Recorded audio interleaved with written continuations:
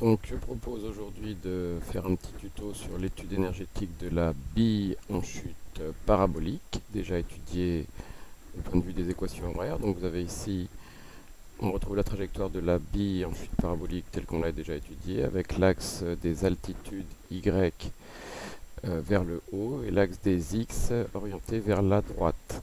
On voit donc que tous les x sont négatifs et que les y sont positifs puis négatifs. Donc il faut calculer l'énergie cinétique qui est égale à 1 demi fois m fois v au carré et l'énergie potentielle qui est m fois g fois z l'altitude, c'est-à-dire que ce sera y dans ce fichier-là. Donc pour ça, il faut créer la composante de la vitesse suivant l'axe des x. Donc pour ce faire, on va dans l'outil calcul, on fait dérivée, on sélectionne x de t. Donc on la laisser x', on peut l'appeler vx pour que ça rappelle les équations horaires. Et on fait tracer. On fait la même chose pour y de t. On l'appelle vy et on fait tracer. Ensuite, il faut que je crée la variable v carré. Donc il y a des problèmes avec Généris, donc il faut mieux l'appeler v car. L'unité, donc ce sera mètre carré par seconde carré. Ok. Et donc l'expression, ce sera égal à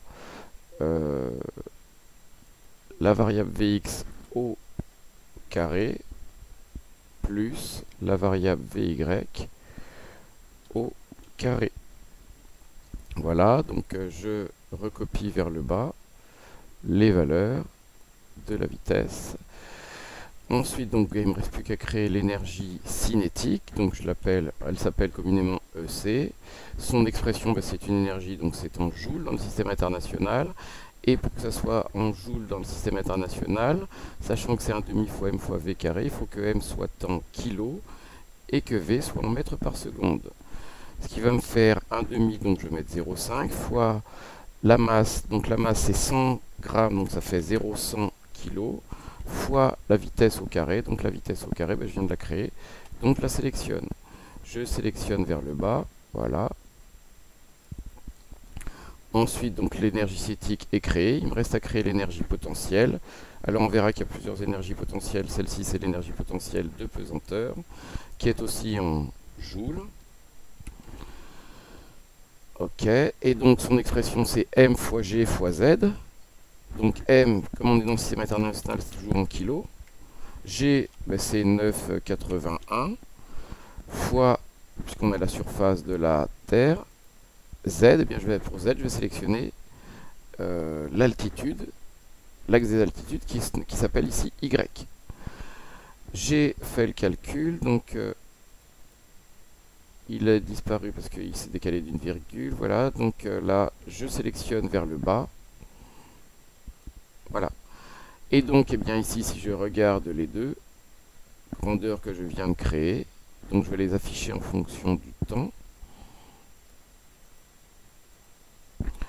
Je m'aperçois que quand l'une augmente, c'est-à-dire ici c'est l'énergie potentielle de pesanteur, l'autre diminue.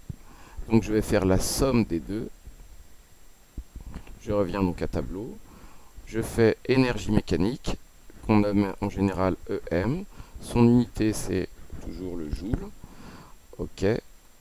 Et c'est égal à quoi? C'est égal à l'énergie cinétique plus énergie potentielle de pesanteur.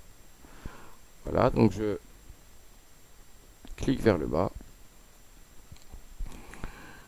et je regarde donc ce que ça donne mes trois énergies et je m'aperçois qu'aux incertitudes de mesure près, je peux considérer que l'énergie cinétique, l'énergie mécanique est constante.